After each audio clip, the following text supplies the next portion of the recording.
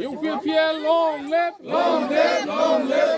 পরিবর্তন দরকার, প্রমোদ করো সরকার।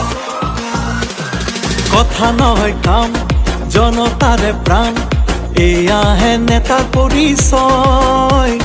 ভেদা ভেদে নাই মাটির মানুষ। नंगौ दिनै रंजा खुसिनि गेजेरजोंनो गोबां UPPL दोलोआव जयै जाफैबाय।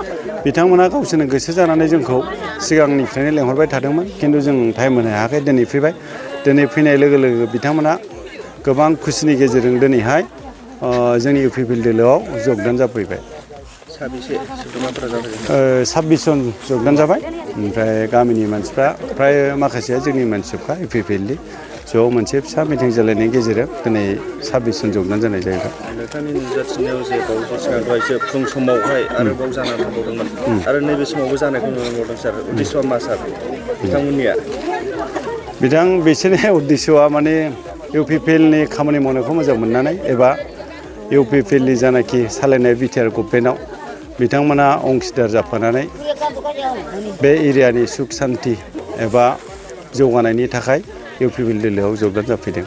नैबे ओनसोल बा नैबे थासारि, नैबे ओनसोलनि गामि गफाया सोब गोग्लैसोनाय गामि सार, मा फोरमायगोन? नंगौ बे बैग्रिगुरि गामिसिम फैनायाव खावसेनिफ्रायनो बे लामायाव फैयै फैयै बे ससेनिफ्राय खोब गाज्रिथार। कालभार मोननैसो गोदान मावजानाय जाबाय बावैसोनो हान्थामेलानि थाखाय, थेवबाबो लामाया एसेबां मोजां जाजोबाखै। बियो नेक्स्ट नैबे जानाखि फाइनान्सियेल इयार, बे फाइनान्सियेल इयारावहाय सेन्ट ग्रेभेलनि लामा मावजानायनि माबायाव दङ, बियो मावजागोन। बावैसोनो दा माखासे लिस्टफोरबो बानायगासिनो दं। हयथ' बियो इलेक्सननि उनावनो बे गोदानै माखासे सेन्ट ग्रेभेल लामा आरो कालभार फैदेरबावगोन। बे फैदेरनायाव बे लामायाव हमजानायनि मावफुंजानाय लामायाव दं।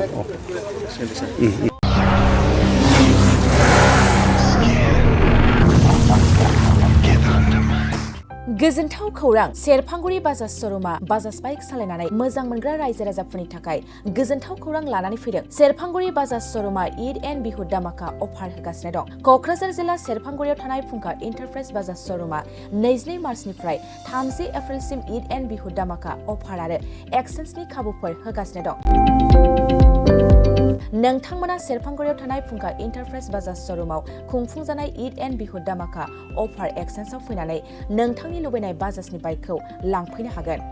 बाजाजनि बाइक सालायनो मोजां मोनग्रा रायजो राजाफोरनि थाखाय फुंखा इन्टारप्राइज बाजाज श'रुमा लोगोसे मोजां अफारबो लानानै फैदों। बेफोरनो जाबाय helmet free, 5 litre petrol free, case होनानै बाइक बायगिरिफोरनो 1000 रां केसबेक हरफिननाय जागोन। आरोबाव लोगोसे मोनसे गोजोनथाव खौरां, 500 रां होग्रोनानै गोसोबादि बाइकखौ आवग्रिना दोननो हागोन आरो गासै गारिजों लोगोसे मोनफा मोनफा एसर गिफ्ट हरनाय जागोन। फुंखा इन्टारप्राइज बाजाज श'रुमा 7999 रां बेसेनावनो डाउन पेमेन्ट होनानै बाइक लानो हागोन आरो जायखिजाया बाइकखौनो एक्सचेन्ज खालामनायनि खाबु लानानै फैदों।